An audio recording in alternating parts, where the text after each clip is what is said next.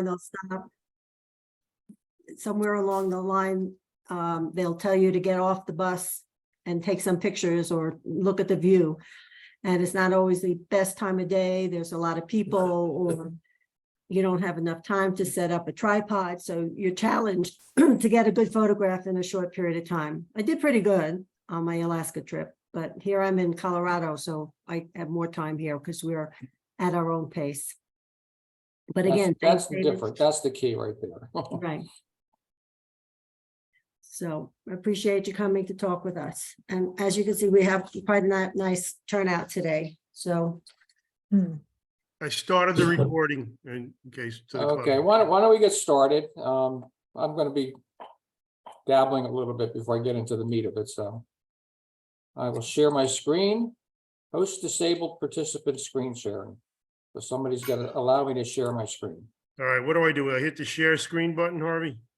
I guess so, or I think you have to go up and make me a co-host. I think we just have to do the share screen. All right. I'll try it and so see. Multiple participants can share simultaneously, is that it? Yeah, yeah. All right, what happened? Okay, Nothing. I'm in. I am in.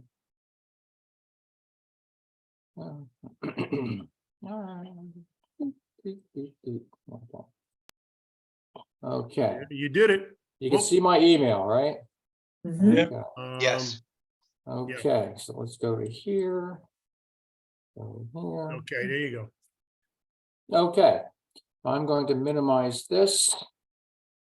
I'm also going to have to move my light fixture here. I want to hide. There it goes. I got that. Okay, so now you should just see my presentation, right? Yes. Okay, good. All right, so I actually put this program together earlier this year. It was a group of women in some kind of a women's club. They weren't photographers, but they were interested in learning how to take pictures when they travel. So initially, I had it very simple. I didn't have a lot of technical information in there, just kind of ideas on kind of compositions and that type of thing. But I did this program at a camera store this past week, and so I added more technical stuff for those of you who are more technical better understanding of the camera. So we'll get started. So I looked up when I wanted to get a definition of what is travel photography. And travel photography involves the documentation of an area's landscape, people, cultures, customs, and history. And that was the definition I found, but I would also add architecture and wildlife, because sometimes you go to an area and the main feature is the wildlife in the area. And of course, the architecture, I think, tells a lot about the, whether it's old architecture from, hundreds of years ago or new architecture. I think that tells a lot about a location. If I may ask, if everyone can turn off their microphones. We're getting a little bit of residual extra sounds here. Okay. If you want to get inspired, just pick up a copy of National Geographic's. And we all know about Steve McCurry's Afghan Girl, and Steve McCurry, I actually went to an exhibit by him up in a college up in this area. And, it's travel photography. I mean, he's a master at it. Bob Christ is another, he's not a National Geographic photographer anymore, but he spent years traveling the world for National Geographics. And again, a great storyteller. And actually in today's world, he's become a videographer, and he's creating videos with the same artistic talent that he used with his photography. There's actually National Geographic Travel magazine. So if you want to really get into it, pick up a copy of that and just kind of look at the pictures that their photographers take. They're the best in the world. And the thing you're going to find is that they're telling stories. And that's what you want to do as a travel photographer. You want to tell a story about the places that you've visited. So you can use any kind of camera in traveling, and I know a lot of people are using smartphones today, and you can use a point and shoot. And they do the job, and I think you can even get point and shoots that shoot in RAW now. So if you're skilled at editing, that you can get a RAW image out of it.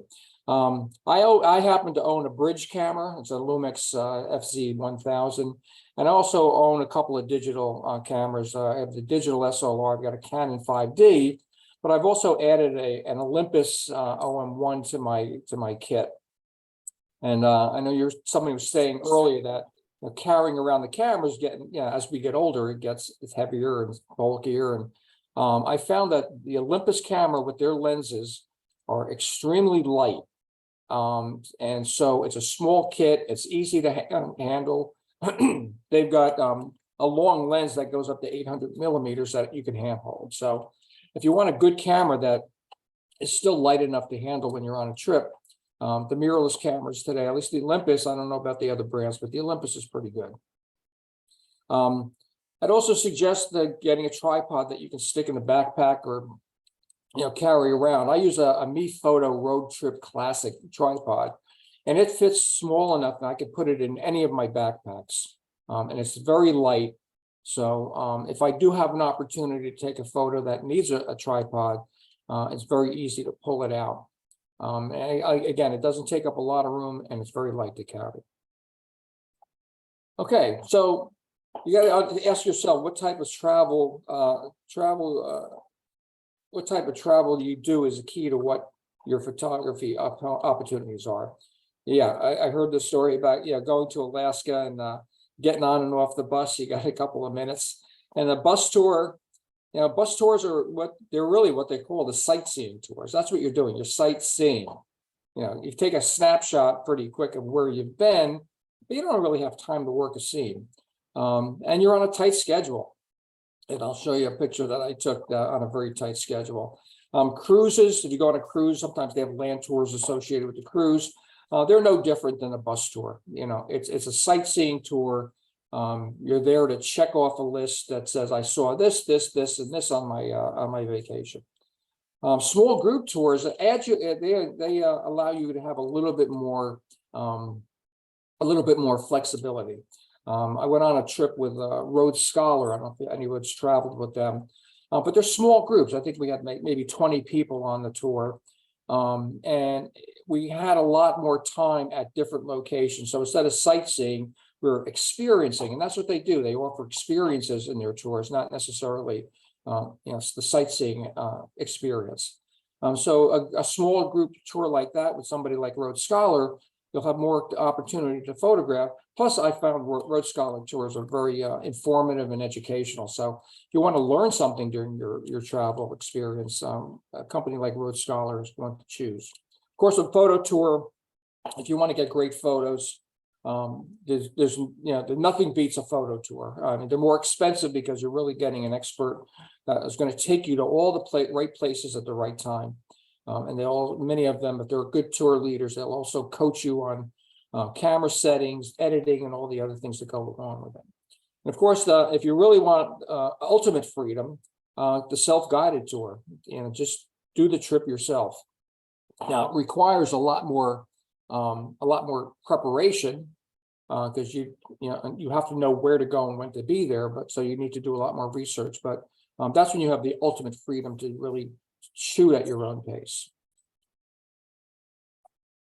Okay, so this is my example of the sightseeing tour. I'm here. Oh. So we stopped at the Eiffel Tower, and this was truly a sightseeing tour. They were like pointing things out the bus window. And this is one of the two spots we stopped. We stopped at the Louvre and spent some time there. But the other stop was a 10-minute stop at the Eiffel Tower. And we were about maybe 7 or 8 blocks away from it. There was a chain link fence blocking our view of that. So I had to find a hole in the fence to put my camera through. And of course, being a photographer, I don't want to just take a picture and then get back on the bus. I want to work the scene, wait for the light to change. So I didn't make it back on the bus in 10 minutes. And my wife got the brunt of that. The tour leader was absolutely furious with me, was screaming at my wife to go get me, and yeah, just it was something else. So when you're on a sightseeing tour, that's what you have to expect. We also, from the same trip in France, we also hit Monet's garden. But of course, we had to go on the schedule of the tour that they planned for us. And the tour was scheduled on a Sunday afternoon on a holiday weekend in France. So this is what we saw most of the time we were at Monet's garden. Not conducive to getting great gardens photography or garden photos like I was hoping to get. So again, you have to plan when you're going to go someplace and really make sure that you're not going at peak tourist times. Okay, so there's 3 levels of photography. There's the record shot, the selfie, the point and shoot. And basically that's the proof that you were someplace, you were there. There's also thoughtful shots, and probably most of you are in this category. You have a basic understanding of photography and editing, and you really take time to think about the photo before you pick up the camera and point it and hit the shutter button. Of course, there's artistic photography, which really requires skill in not only capturing but also editing photos that you've taken. So the record shot, selfie, proof you were there. So there's me, my wife Kathy and I at St. Mark's Square in Venice. And again, using my phone, I put it out and did the old selfie thing. Proof that I was there. The picture on the right is Christ Church in Dublin, Ireland. That's Kathy with a couple of friends of mine. And again, I took, posed for the camera in front of an iconic location. And it was proof that we were there. This is the Cliffs of Moher in Ireland. Now, I wouldn't put this on my wall, or I wouldn't enter this in a photo competition, but it's a record shot that I was there, and that's about all it's good for. Have you ever been to the High Line? If you haven't been there yet, maybe that's a good group trip for your club. I don't know if you have jitneys in your community, but we have a jitney that drove us into Manhattan, and we walked the High Line. The jitney picked us up and brought us home. The High Line's a really great place to photograph, but this particular photograph really doesn't tell much of a story. I've got some leading lines here, and there's a building in the background. It doesn't tell much of the story about what the High Line is really all about.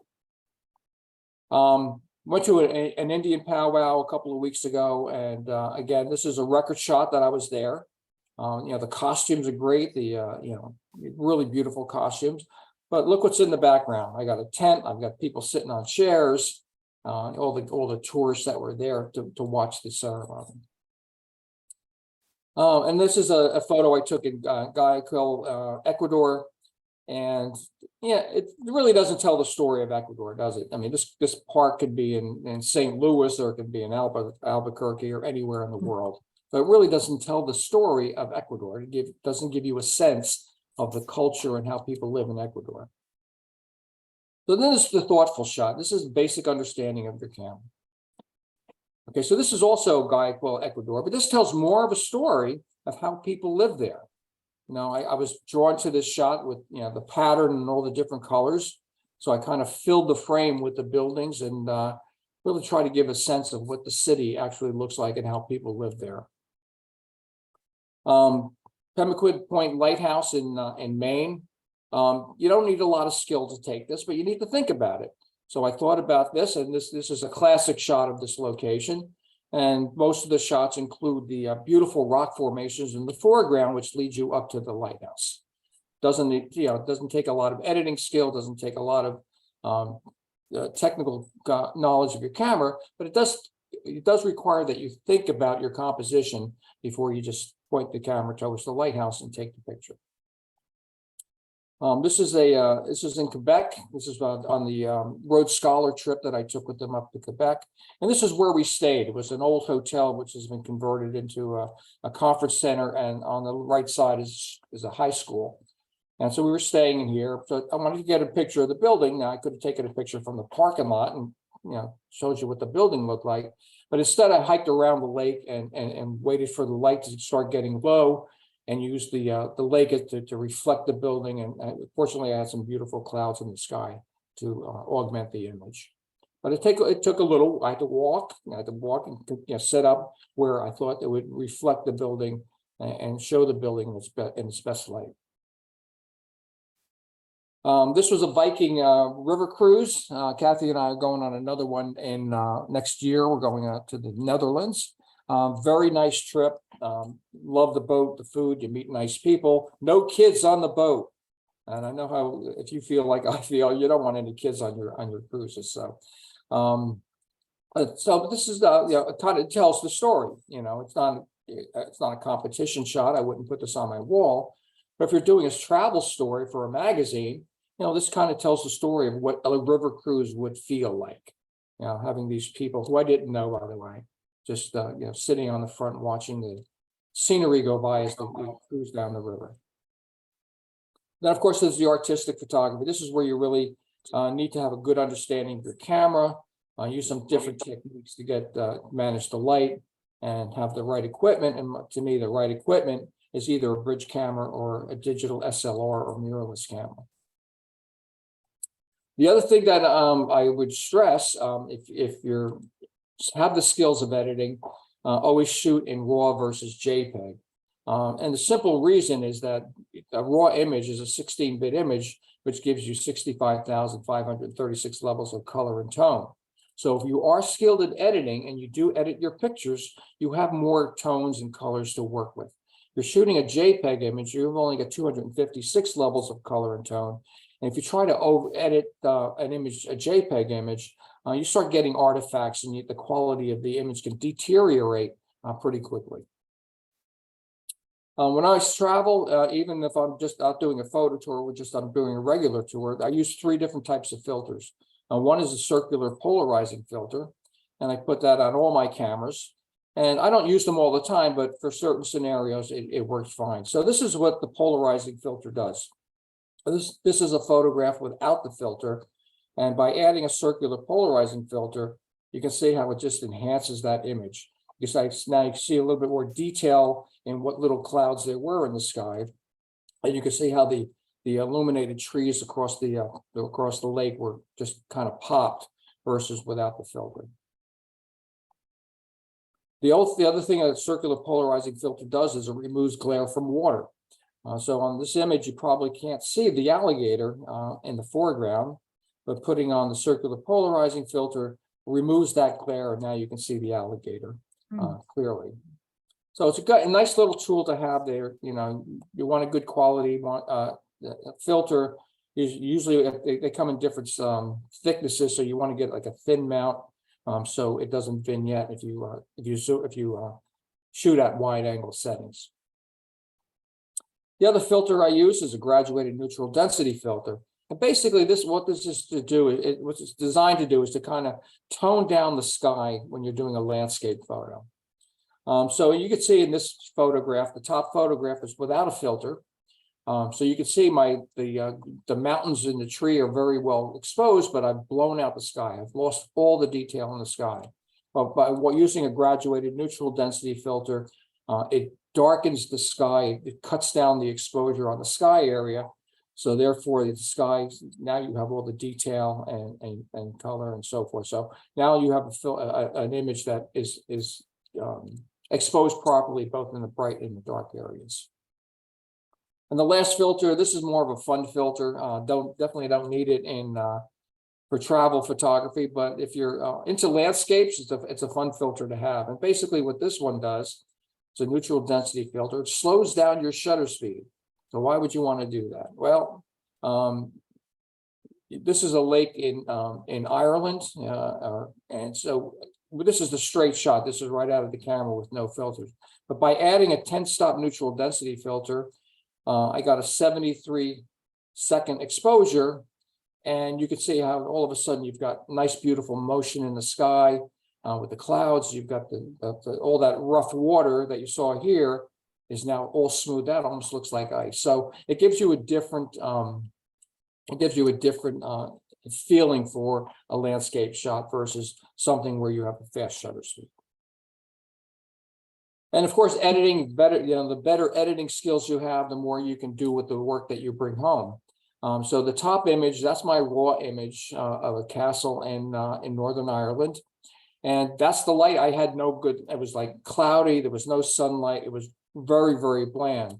But by using Nick software, which is a tool that a photo plugin that I use with Photoshop all the time, I was able to change the images totally. I was able to darken the sky. I was able to bring out add some color and luminosity to the castle itself. So if you have those editing skills, then you can take a picture that would be otherwise lost. I definitely wouldn't want to put the top picture on my wall, but I had the bottom printed on metal, and I actually love the image. But I had to get there through editing and not only through the capture. HDR photography, if you haven't tried this yet, it's a great way to handle some very challenging light conditions when you're traveling. So instead of using filters, if you don't want to carry the graduated ND filter with you, this is another approach that you can use if the light in your scene has very, very bright areas and very, very dark areas. So basically what you're doing is you're setting your camera to bracket, and your bracket is going to be one stop apart. So in this case, let's say 5 stops, I would do 2 stops under, 1 stop under, 1 right in the middle as the camera would indicate what the proper exposure is, and then 1 stop over and 2 stops over. But here's an example. The dynamic range on this scene, this is Bass Harbor Light in Maine. You can see that the single shot, and this is the exposure the camera told me was the correct exposure. You can see I've blown out the sky, and I've got a lot of shadows and very underexposed areas in the foreground. So by taking those 5 shots, 2 under, 1 under, 1 right in the middle, 1 over, 2 over, I was able to take all 5 of those images and put them in an HDR merging program. And if you're using Photoshop, Adobe Camera Raw does a wonderful job of merging HDR images within seconds. When I first started doing this, it would take hours, half hour to do it. I'd have to go get a cup of coffee, but the programs are so sophisticated today, it's very easy to do. And so I blended those together in HDR and did a little work in Photoshop, and I was able to get an image that was had the dramatic sky, and you can also see the detail in the foreground. If you haven't really delved into HDR, I would recommend that you maybe Google HDR, and there's all kinds of tutorials on how to do it online. Of course, if you're going to do fast action shots, whether it's sports or whether it's wildlife, you need to understand how to use a fast exposure to freeze the action. In this particular case, I had a long lens, again, my 500 millimeter lens at the time. So I was far enough away from the subject to be safe, but I needed that fast shutter speed to freeze the action. And another example, this was a young man doing demonstrating a sporting event that the Inuits used to have in their history, and again needed a fast shutter speed in order to freeze the action to capture that moment. And of course, if you want to do night photography like Northern Lights, there's a whole nother technique to that, and you need to understand what camera settings you need to do that, and so that requires a little bit of research to figure out how to do that. All right, so let's talk a little bit about composition. With any photography, composition is key, and I would say for travel photography, it's even more important, because again, the purpose of your travel photography is tell the story about the places that you visit. So Ansel Adams said, there is nothing worse than a sharp image of a fuzzy concept. And I agree with that statement. So you need to think about what you're going to photograph. I mean, you can very easily come upon a scene and you get impressed with it. So you lift your camera up, you take the picture, but when you get it home, you start asking yourself, well, what's the picture of? What's the main subject? What story I'm trying to tell? So you need to think about that ahead of time. So I always shoot, for me anyways, my style, I go for simplicity, and for my photography, less is more. The less I include in my image, I think the more impact my images will have. And become a storyteller. That's what travel photography is all about. So we'll look at the elements of composition. I'm not going to go through every one of these. I have another whole program on this, but the one I really want to talk about is light. And so you've got color, depth of field and sharpness, light, lines, patterns, perspective, shapes and space, texture. You don't have to include all those in all of your pictures, but I would encourage you to kind of study each of these elements and become familiar with them and learn how you can use them to make as part of your photos to help tell your story. But light, to me, light is the most important. So let's go through light. Front lighting. That's just really when the sun is at your back. Back in the old days of film, I think when you bought a Kodak camera, the advice was have the sun be at your back and point towards your subject, so your subject is properly illuminated. And it works good. This is early morning light on at Zabriskie Point. I've got a nice warm golden light when the sun is just coming up. You can see it's kind of it's beautiful light, but it gets a little flat because everything's illuminated equally. Same thing with this lion in Tanzania. Direct morning light, nice golden light. The subject is illuminated equally throughout, as well as the background. Here I had late morning light. So this is what I would consider a travel photo that you want to capture. You want to capture the people that you're visiting. But I made the mistake. This is a very old image. This was my first trip to Africa back in 2005. And I wasn't very good at photography at the time, but I took this picture. I was very thrilled with it. But if you look at her eyes, what mistake did I make? I had the light pointing right at the subject, but the light was so bright, she closed her eyes and she's squinting to keep the light out. So I don't have anything, any catch light in the eye. So I lost the eyes in the subject. So as interesting as this woman is, I've lost the eyes totally. And you really want to be able to see the eye of your subject, whether it's a person or an animal or a bird. Side lighting. Think of side lighting. Now, this I think is a lot more interesting. You eliminate that squinting on individuals. But you can see here, you've got early morning light, so the back is illuminated. You've got a little bit of shadow underneath the bird, so it gives it more of a three-dimensional feel. Same thing with landscapes. It showed you that early morning light of Zabriskie Point. This is also Zabriskie Point, but now I have side lighting. And the side lighting, to me, actually showing the subtle shadows and some highlights, I think gives the scene more of a three-dimensional feel. So side lighting to me is really, really where it's at. Picture of my granddaughter when she was very, very young on Easter time. Here again, the light is coming from the side. I used a little flash to get the catch light in her eyes, but she's not squinting because the light is coming from the side as opposed to coming from behind. And backlighting, this is a little more challenging. You can see this is my granddaughter, this same girl. Where is it?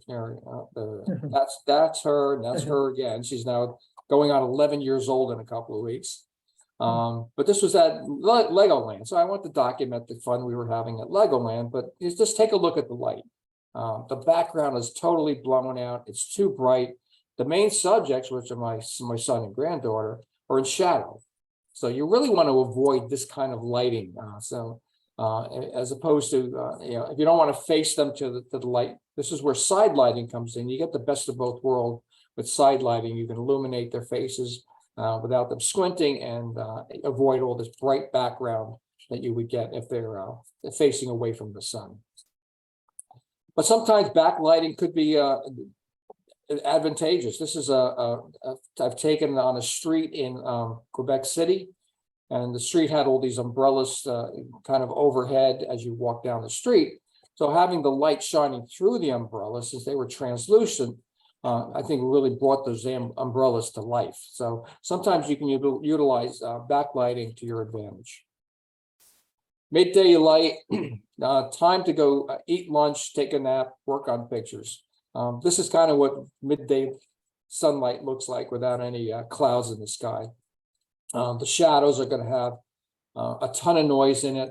The highlights are going to be real blown out. So the shadows are so harsh, it's almost impossible to kind of recover an image like this. If you shoot in RAW, however, you have an opportunity to possibly fix this.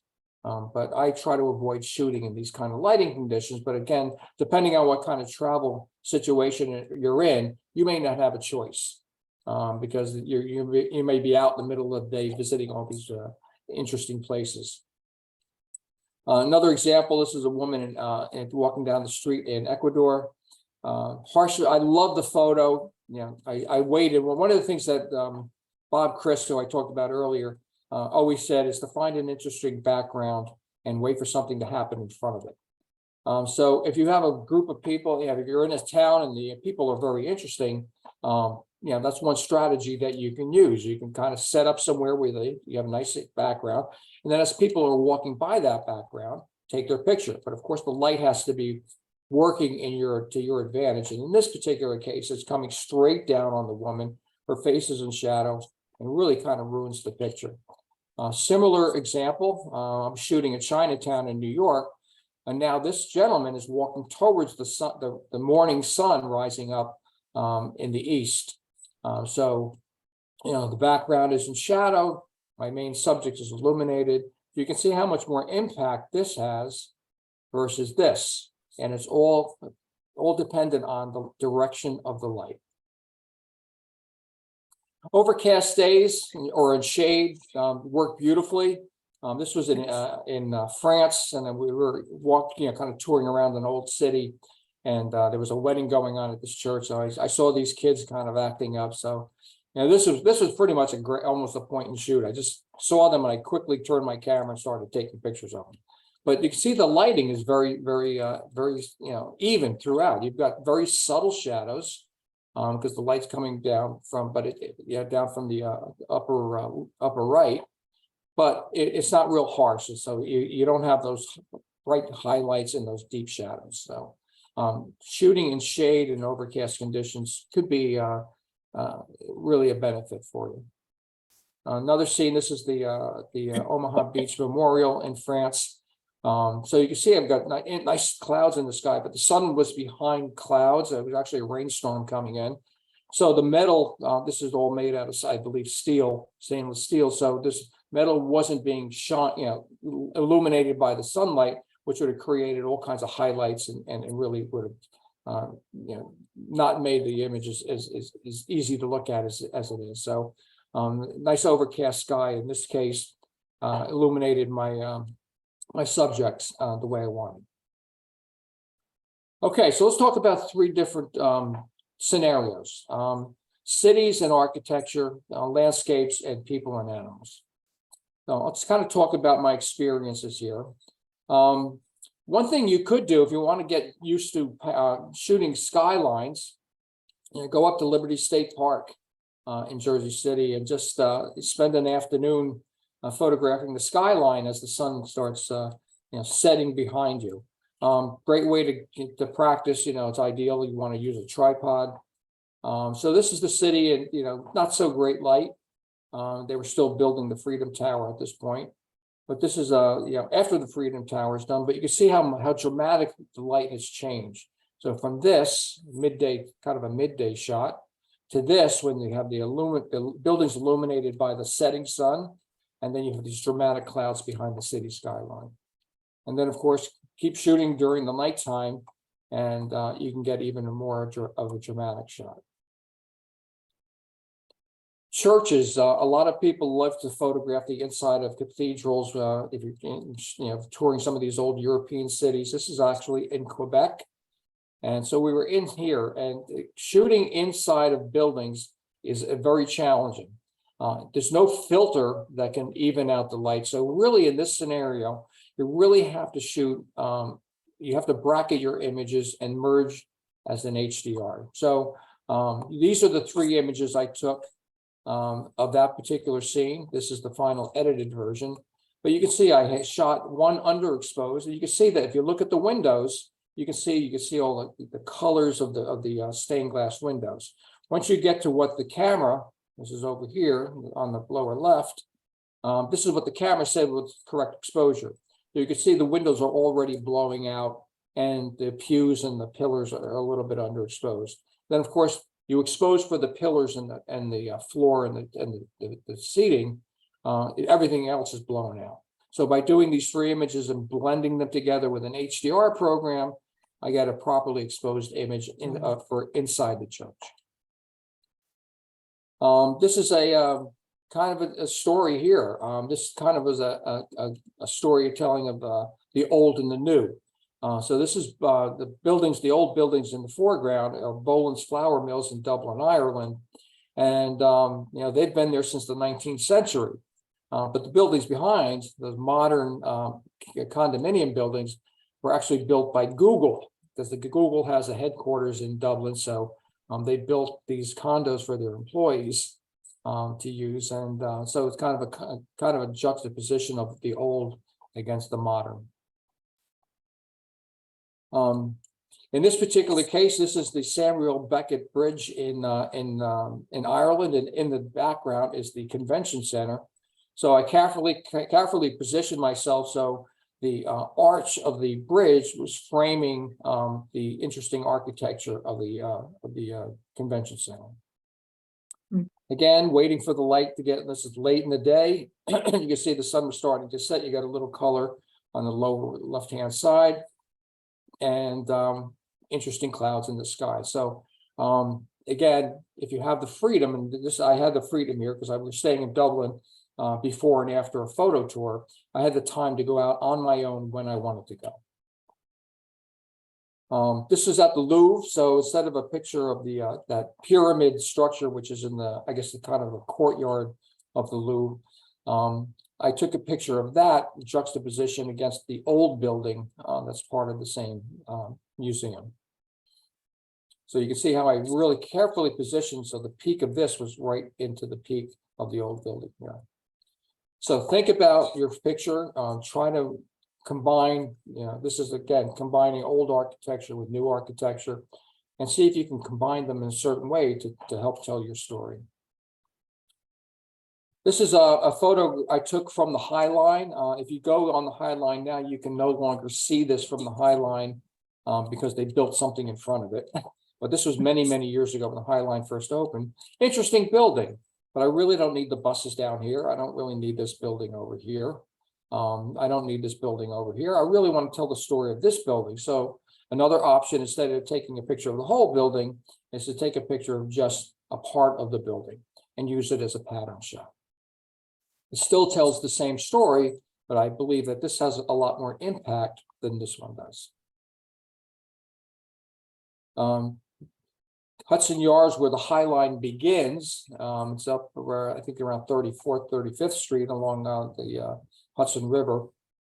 Amazing buildings over there. They built that whole area up, and there's some amazing architecture there. And this was at the beginning of the High Line, so we were taking pictures of this. And then along the High Line, I found this building, which was the architect. I looked up the architect of this building, and he does like all of these kind of really wild architecture. So, to me, this is, instead of taking a picture of the whole building, I just took a picture of a small section and really emphasized the pattern of the architecture.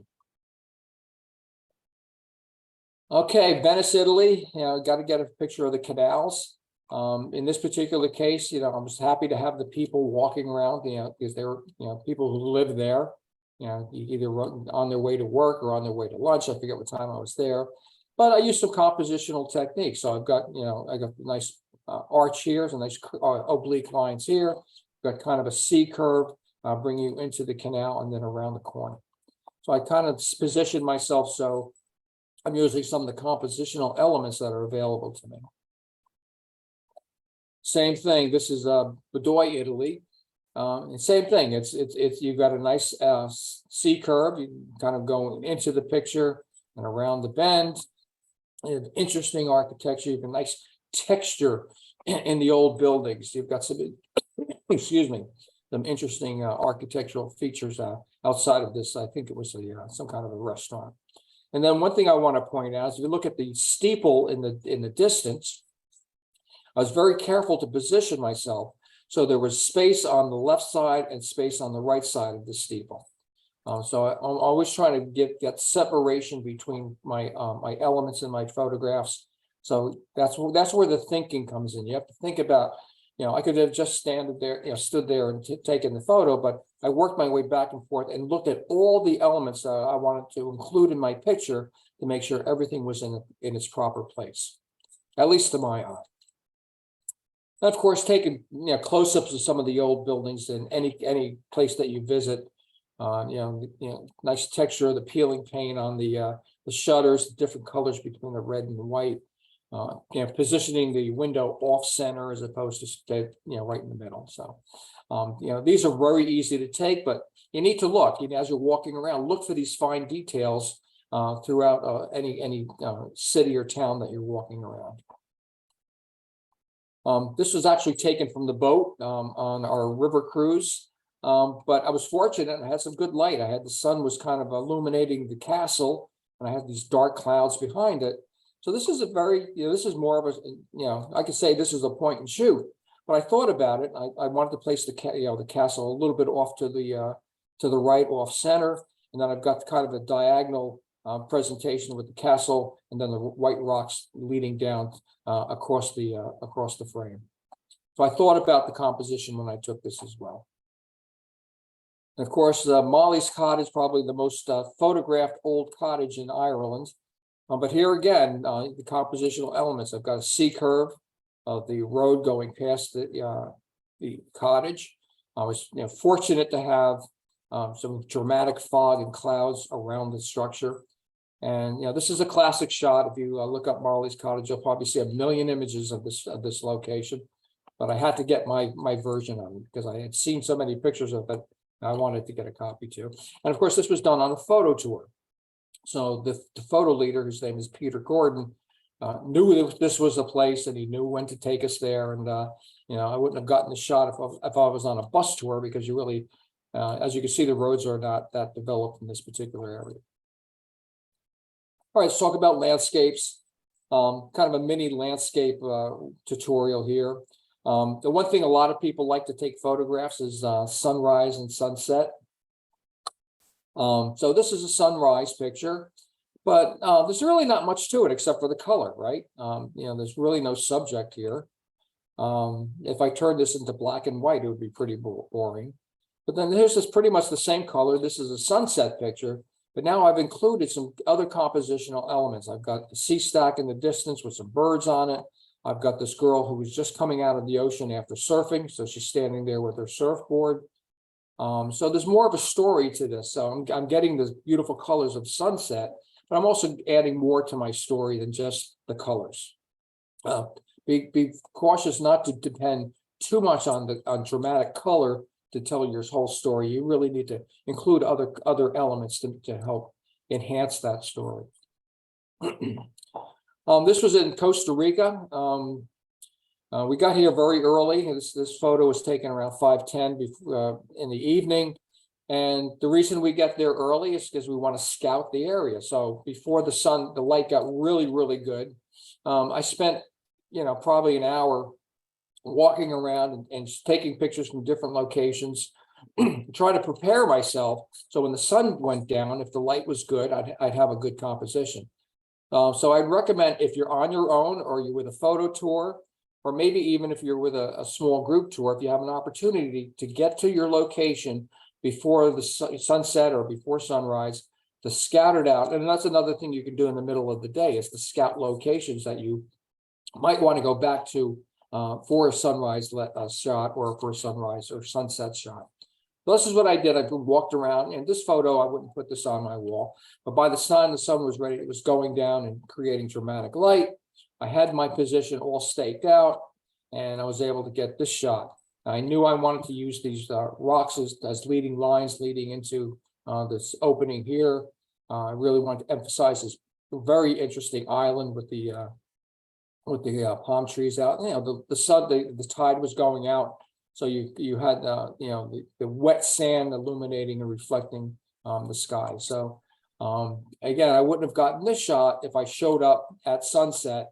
I really needed to walk around and scout the area to determine where I wanted to stand when the light changed. This is a location, Sleepy Hollow Farm in Vermont. I saw this picture probably 23 years ago when I first started in photography. I was a member of the Cranford Milburn Camera Club, and my friend Ben Venezio, who's no longer with us, a great guy, great photographer. he had this picture in a competition, and I said, I got to get that picture. So it took me 22 years to get to this spot to actually take the picture.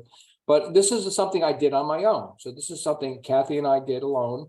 No photo tour, we just planned it ourselves. But what this required was for me to plan, number one, not only how to get to this spot, but to kind of plan to go there in fall. So there's some fall colors. Look at other people's compositions to see what other people have done. And so I had an idea where I might want to stand when I got there. So I really researched this quite a bit. And then I went back to this place a second time. The first time it was kind of overcast. The second time I went back, it was dense fog. And I have other images of this location in dense and foggy conditions. So again, that's another tip is to, if you can, keep going back to the same location, especially if you're on your own. If you've got a location you want to photograph, plan on going there more than once, one day, and you may want to visit it at different times of the day. So maybe you want to do it in the morning one time and in the evening another time, because the light will be dramatically different depending on the time of day that you go. This is a point and shoot. This was done with an Instamatic camera, little point and shoot camera. But the point I want to make here is that think of using something adding something to your photo that shows scale. So we all know how big elephants are, right? They're way bigger than us. But you look at that elephant next to that acacia tree, and you can imagine how big that acacia tree is. And look at the termite mounds to the right of the tree. I mean, the termite mounds are almost as big as the elephant, which is pretty amazing. So it gives you a sense of scale. Same example here. I was in Muir Woods in California, and I saw this girl walking down taking pictures and walking her down. So I went up to her and I said, "Do you mind posing for me?" First of all, she had a red jacket on, which is ideal. So she agreed, and I said, "Go stand over there and look up at the trees," and she did, and I got the shot. But having her in the picture, to me, is more of a travel story than just the boardwalk with the trees, which could also be a nice photo. But having her there kind of told the story, gave us a sense of scale of how big those trees are. And of course, when I got done, I got her email address, and I promised I would send her copies of the photos that I took of her, which I did.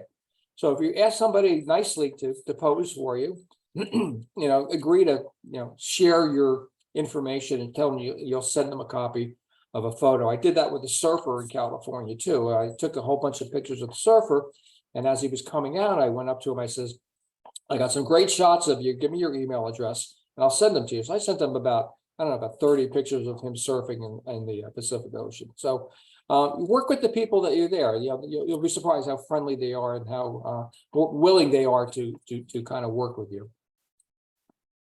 Juxtaposition. This is kind of a classic landscape shot. This is the turret arch framed by the south window in Arches National Park. And again, if you Google that term, you'll see a million pictures like this.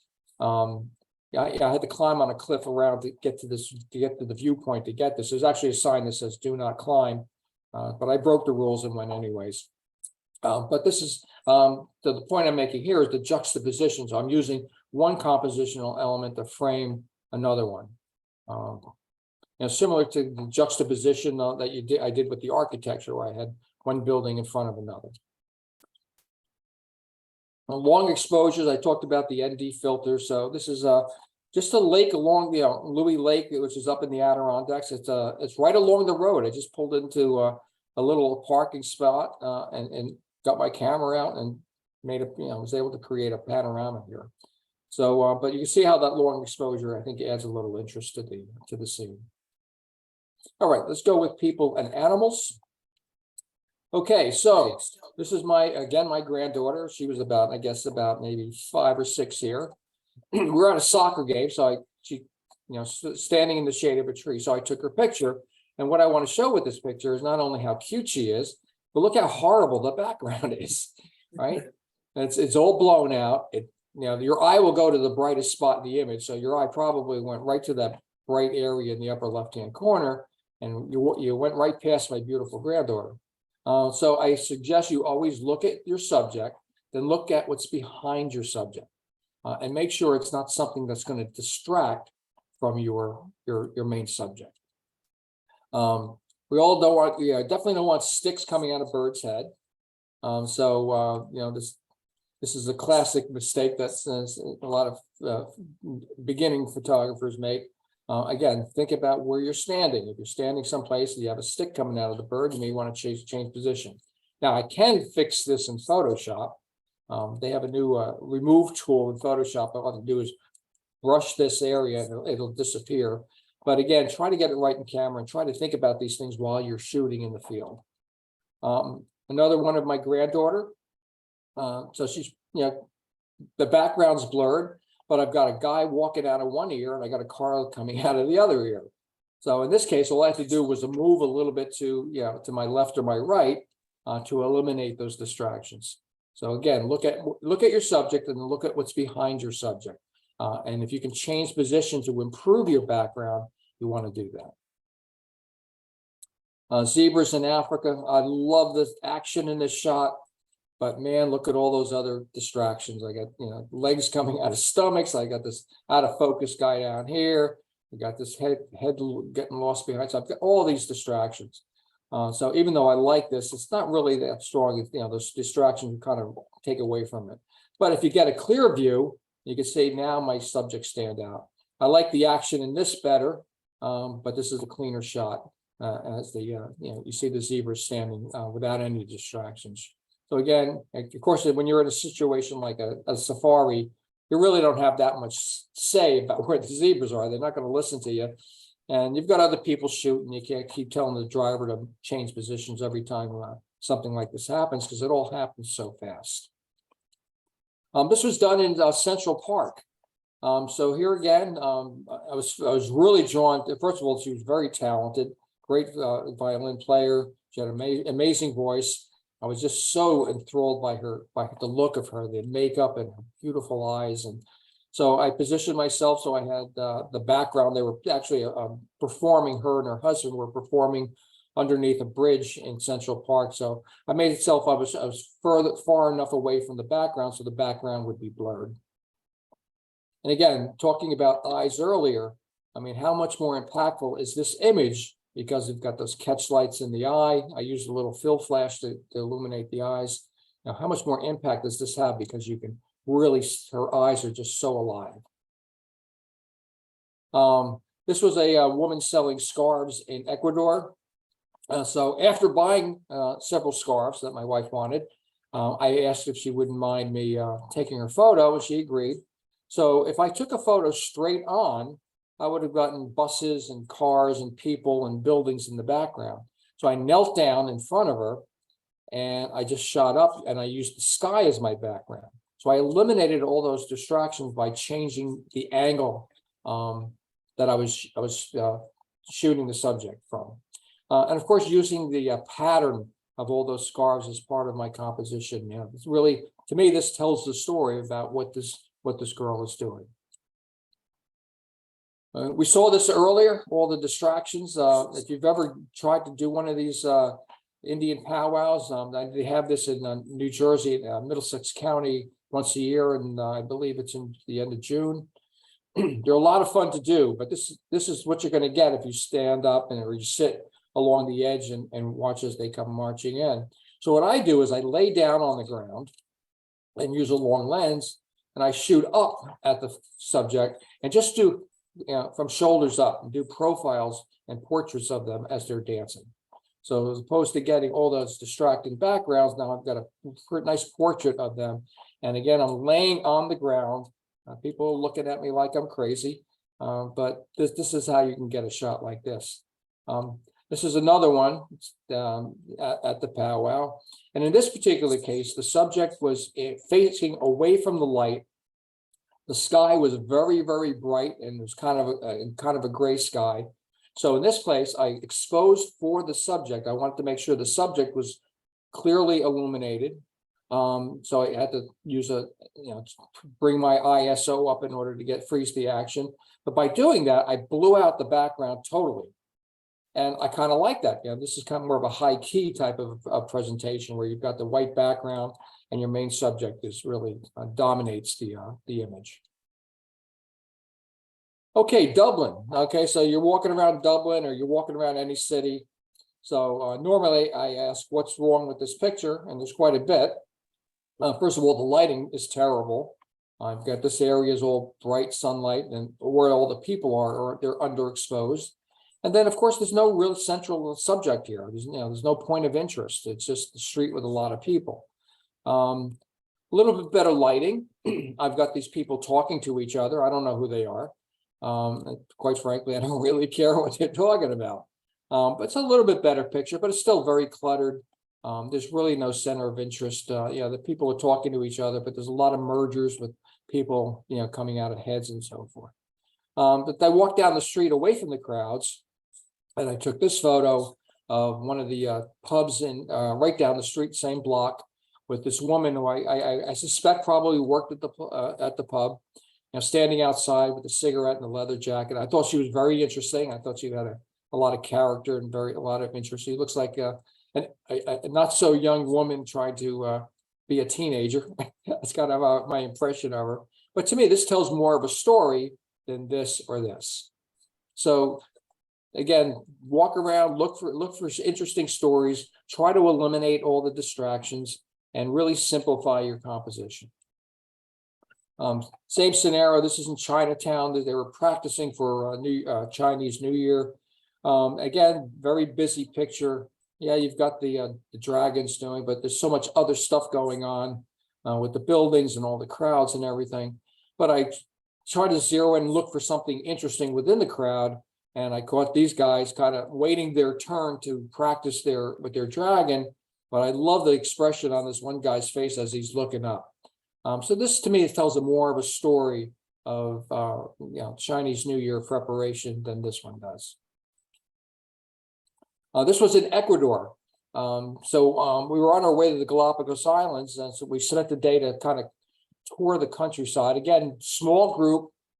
It was the photo tour leader, his wife, and then the group that I had put together. I think there were about just four of us. So there was 6 of us all together.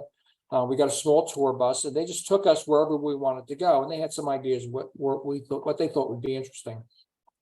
But one of the things we photographed is this open air market, and it was a real eye opener. It was a little bit disturbing because they sell all these live animals that they keep in cages, and we saw boxes full of guinea pigs piled on top of each other, all alive. So this is kind of telling that story, but again, no center of interest. But if you look at this, this is telling more of a story. So this is a guy, they're packing up, ready to bring their goods home. So they're putting live chickens in these bags. And it's not one, they're putting several in these burlap bags and taking them home. So again, a very disturbing experience watching how these people treat all these live creatures. But this, to me, this tells more of a story than this does. And of course, child labor is not a problem in Ecuador. So I saw this little kid walking with these big baskets, and I had to grab it. So, yeah, they say, watch your background. We got some people in the background, a little bit distracting, but again, sometimes you don't have a choice. And I think if the story is strong enough, you can kind of, compensate with a strong story if your background isn't perfect. This is more of a formal market that we toured on. One of our travelers got some money stolen out of her pocket. The pickpockets were very, very proficient here.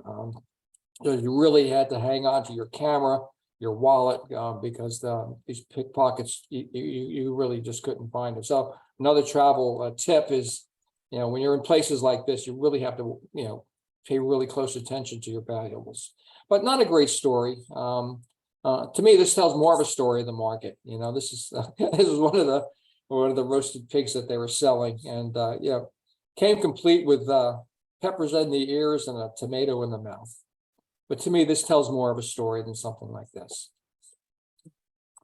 They sold these beautiful scarves and tablecloths, and so I just took a picture of the pattern of the tablecloths that were piled up on the table, or the scarves or whatever kind of fabric they were, but just the beautiful pattern of all the beautiful work that they do there.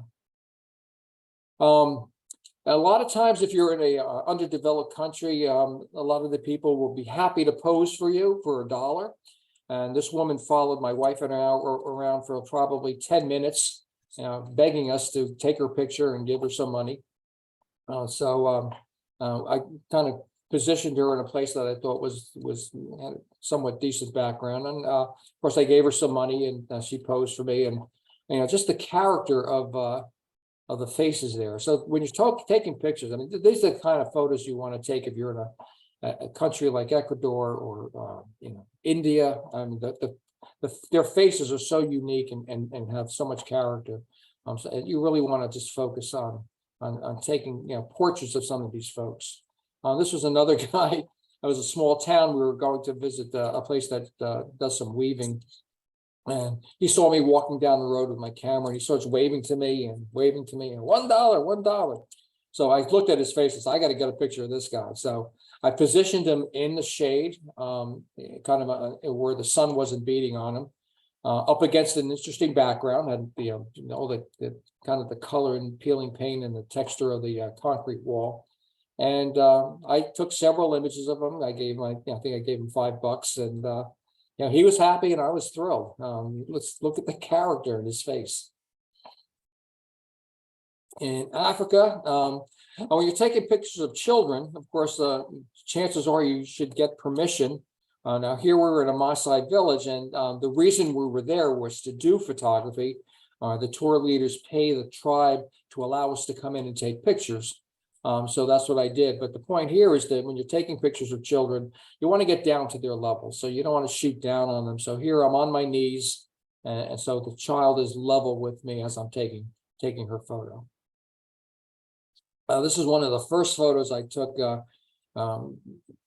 back in 2005 on my first trip to Africa. And so it's been one of my favorite ever since. But again, I was on my knees, level with the child.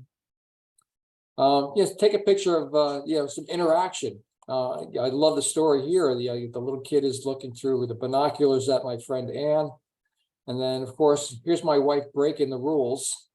She's showing the kids the picture that she just took of them, which we found out later is frowned upon in the Maasai village. So they do not like to have you show pictures you've taken of their children. They don't want the children to look at their images in any way, shape, or form. No mirrors, no cameras, no photos, or that type of thing. So it's important to really understand the rules and the customs of the people. Like, for example, if you go to Lancaster, Pennsylvania, the Amish don't want you taking their picture. I tried to take a picture of a small Amish girl once when I was early on in photography, and the mother went bonkers on me, no pictures, no pictures. So you really have to understand and respect the wishes of the people. Sometimes if you're pointing your camera at somebody and they start waving, no, or they've covered their face, they don't want you to take their photo. So you have to respect that and move on to somebody else who might be more willing. And of course, take a picture of other people experiencing what you're experiencing. So I was in Alaska on a Lindblad expedition cruise through the Southwest Passage.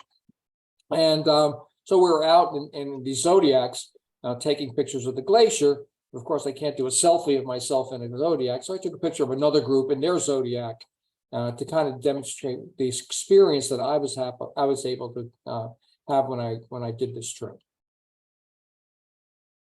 Okay, so I'm going to close up with some quick travel tips. First of all, don't advertise your camera gear. So if you're carrying your camera to the in the airport, don't have Canon or Olympus or Sony written on your bag. You're advertising to somebody who may want that equipment, exactly what's in the bag. So I usually pack my stuff in a plain carry-on bag or a backpack or something that I keep with me. But try to eliminate all those logos. Always check for travel alerts on travel.state.gov before you leave anywhere, especially if you're going to an underdeveloped country. There's so many crazy things going on in the world. I mean, the riots in Paris and France. The fires in Greece. It's becoming more dangerous to travel. So you may want to make sure that you're aware of any alerts that might be the State Department is providing to you as a traveler. Avoid buying a new camera just before you're ready to leave or leave on your trip. You don't want to learn how to use a camera while you're on the trip, because you're going to have all kinds of mistakes, and you're not going to get the work that you want. If you do buy a new camera, practice that camera before you leave. Go out and just shoot the neighborhood. Just sit in your living room and play around with the settings and read the manual and understand what your camera does before you get out there and it starts doing things that you don't understand why it's doing. When flying, pack your cameras. Always take your cameras and carry-on baggage. Fully charge your batteries every night and carry an extra battery with you. And when I get back to my room, I'm plugging all my batteries in. In my backpack, I always have extra batteries. I also bring more than one memory card, and I carry extra cards with me in the field. And I do that because there's always a chance that a card will fail in the middle of a photo shoot. And you want to be able to exchange that, take that card out, and put another fresh card in there if that does happen. And I always back up my photos every night on my laptop or tablet. I bring a laptop with me. I also bring an external hard drive, and I'll upload my pictures to my laptop. Then I'll copy them to another folder on my external hard drive. And if I have places that has internet access, when I'm putting them on my computer, the computer's always uploading, because I use OneDrive, so it uploads to the cloud. I've got pictures up there. So I have pictures everywhere, and I don't delete the pictures on my cards either. So I actually have my pictures in 4 spots. Now, it may sound like being overcautious, but you spend 15,000 for a trip, or 10,000, whatever you spend, you don't want to risk losing your pictures. So make sure you at least back them up to one device. Before you go, what I do is I Google images to my destinations. Kathy and I are planning on going to Switzerland in September. So I've got the itinerary for, it's going to be a bus trip. So I'm kind of shaking in my boots on what that's going to be like. But we do have a lot of free time, so hopefully it'll work. But what I've done is that every place that's on my itinerary, I started going to Google, and I type in Google, you collect images, and you just type the name of the location that you're going to, and you'll see a whole bunch of photos that people have taken from that location. And chances are you're going to find the most, the best travel photos of that location. So it gives you an idea of what's there, what time of day you may want to take a picture of, what the interesting features of that town or that location are. So it gives you a little bit of preparation before you actually get there. Pay attention to your background, keep it simple, as I said. Think before you click. Think about what you want, what story do you want to tell, and make sure that your composition makes sense to you. Be aware of the light. Watch the front lighting that could either ruin a picture or cause somebody to squint. And be a storyteller. That's what you're there to do. You're there to tell a story about the places that you're visiting. And remember that travel is not a quest to collect evidence of being there. See less and experience more. And so now go out in the world and explore. Okay, and that's it.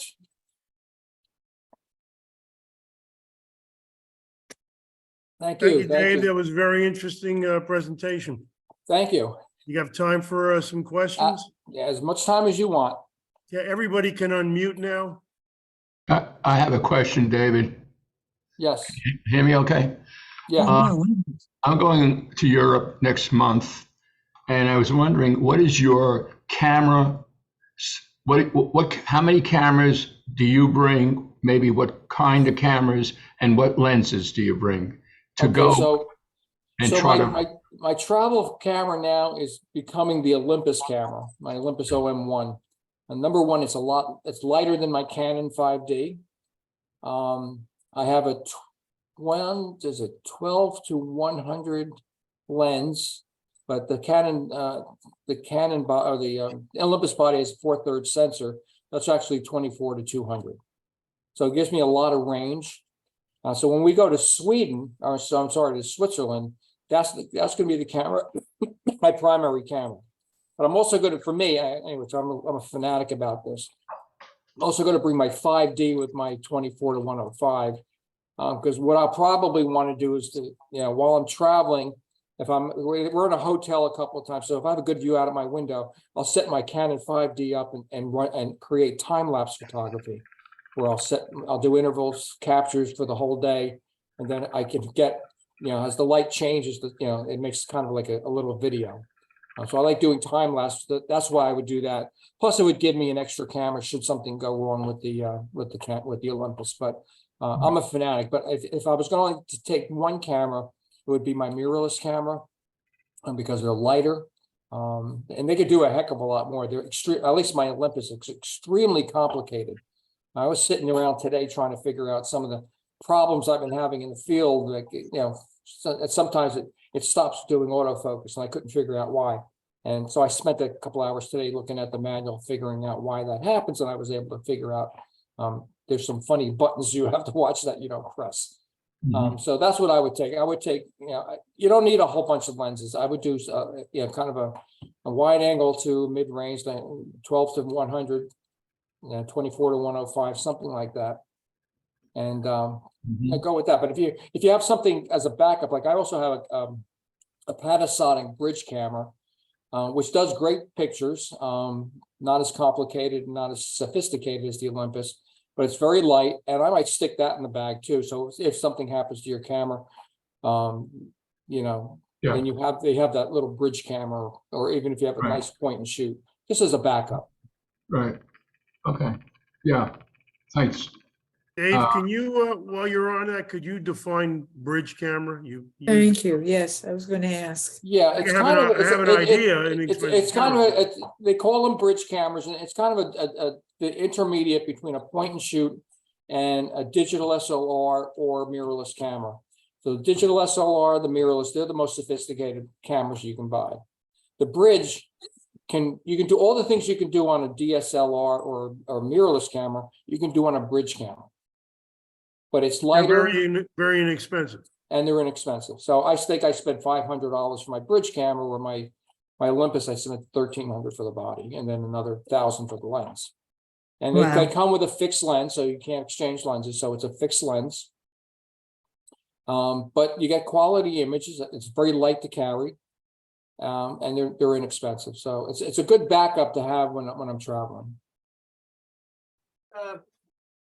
Can I ask you a question? My name is Walter. Hi, Walter. Hi. You said you asked this woman if she would pose for you.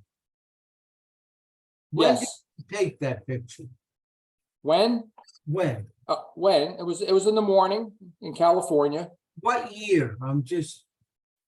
Oh, I was on my way to Hawaii. I think it was like 2019. Why, do you think you saw her? No, I find people very, very suspicious today. When you approach them, you mind if I photograph you for a shot? And I find them very reticent and very suspicious of motives that people have. And you explain what you're doing. Yeah, well, you're going to find that, especially in today's world, people are suspicious of everything. But I mean, She was not an it's American. She was from Sweden. So maybe that was the key. She was from Sweden. And she, she did speak a lot. She spoke some English. She wouldn't speak a lot, but she spoke enough to understand what I was asking her to do. But she was from Sweden, so I think that might have been the difference. I mean, I've gotten more no's than yeses. And you will. There's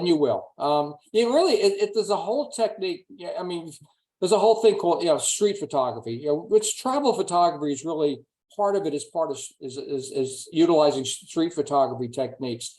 And there's a whole technique in being able to talk to people and make them feel comfortable. And so maybe you need to have a conversation with them before you even ask if they can take the picture. Just ask about who they are. Ask some questions about them. I like your coat. Where'd you get the coat? Something like that. Thank you. So it's people who do street photography are very good at doing that. Dave, Yes. going back to one of your early pictures, the one in Ireland, where you used a neutral density filter, and it was a time exposure.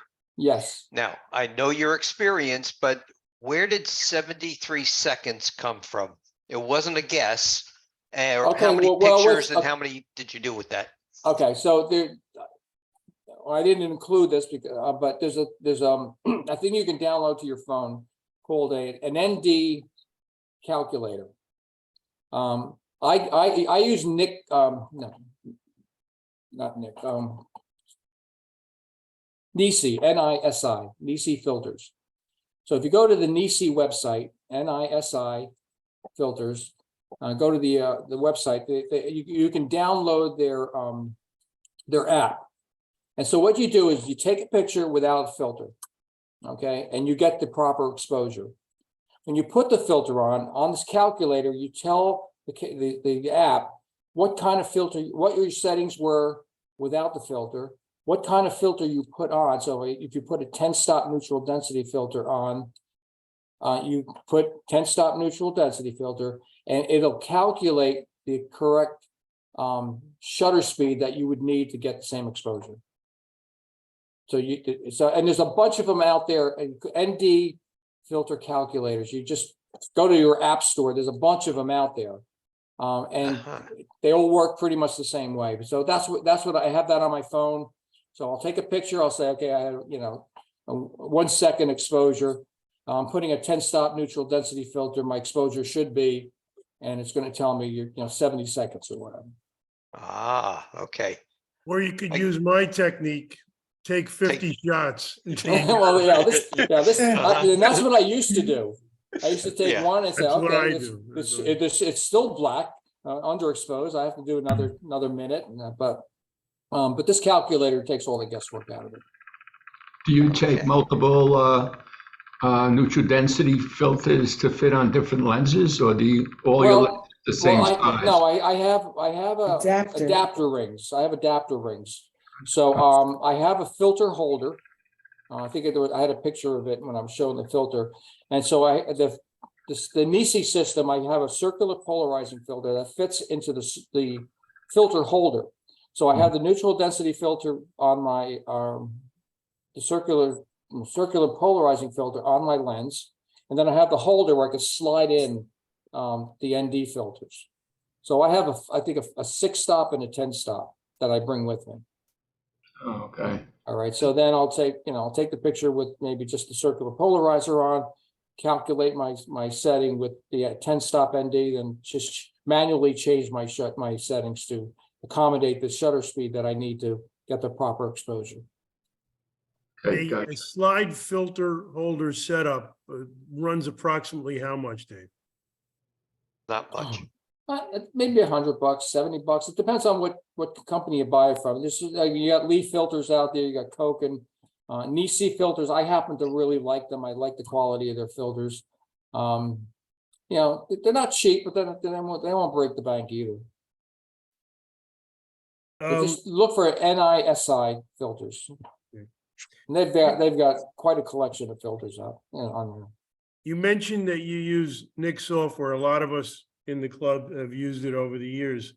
When you open up a raw photo, you're going to get camera raw coming up first. I'm just curious, what's your sequence when you're editing? What's your sequence? In other words, how do you integrate camera raw with the Nick filters with Photoshop when you go? I can very easy. I have a very stringent process I go through. So I open a camera raw. What I'll usually do is adjust the highlights and shadows. And if a picture is kind of crooked, I'll use the crop tool, the leveling tool to level it out. That's about all I'll do. I might go back into camera raw afterwards to maybe do some fine tuning. But to get started, that's where I start. And then I open the image up. The first thing I do is I run my image through Topaz denoise. Because even if you're shooting at low ISO, you're still going to have a little noise in there. And Topaz denoise does an amazing job of removing any noise. And it also identifies what areas of the image should be sharp and slightly sharpens them. So in one swoop, it does like 2 great things. And so that's my starting point. Then I will open up Nick software. My first tool is Viveza.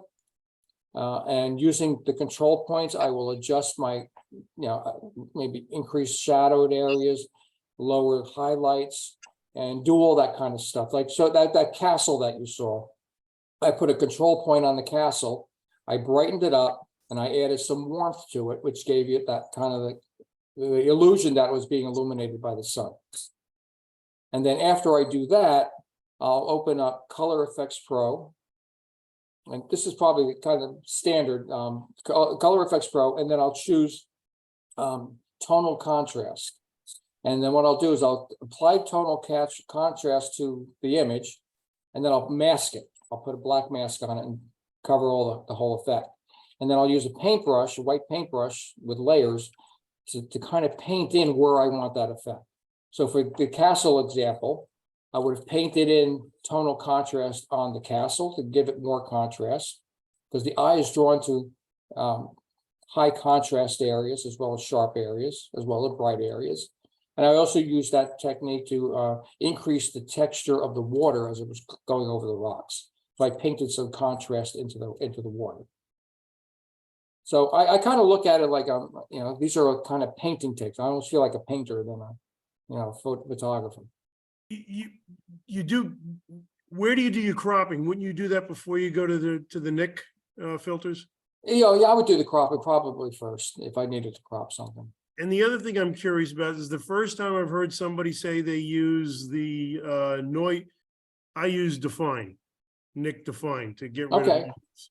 But this is the first time I've heard somebody say that they use the noise filter before they go into the processing. I typically try to do it at the very end because I've created so much noise with all the editing processing. Yeah, so if you get rid of it from the beginning, you eliminate that. At least that's my point of view. If I get rid of the, I don't want to start, increasing sharpness and texture and contrast with a noisy image. So I get rid of the noise right away. Okay. And at the end of the day, I don't have any, at the end of all that editing, I don't have any noise because I got rid of it already. Huh. Wow. So give it a try. I think you might like that workflow a little better. Thank you. One other question, as I got you. You mentioned HDR software that you use. Can you name it or? Camera Raw, Adobe Camera Raw. What you would do is you would open, so if you took 5 images, you select those 5 images, open them all in Camera Raw. And then at the top of the first image, you got like 3 little dots. And you click on those 3 little dots and you say, it'll ask you, give you an option to select all. Or you can select the first one, then hit the shift key, select the last one, and that selects them all too. And then you go back to those 3 little dots and you'll have an option to merge HDR. You click on that, and within 3 or 4 seconds, you'll have an image that's been merged with HDR. So you do this, And that creates a Camera- DNG folder, another raw image, a DNG raw image. Okay, so you do that and then you go to Photoshop and the Nick filters. Yep. Wow. Okay. We'll take a look at that. Thank you. You're welcome. Anybody else have any questions? Okay. I got Dave, one, thanks. I have one unofficial one. When you're in Switzerland, are you going to Lucerne? We're starting and ending in Lucerne. Are you gonna have some Oh, free no, time there? I'm sorry. We're starting in Zurich and ending in Zurich. Lucerne. Yes, we're going to Lucerne. Yes, we are. Okay, we'll talk. Okay, maybe we can have dinner before we go. Sounds good. Sounds Okay. good. All right, I'm going to stop the recording now.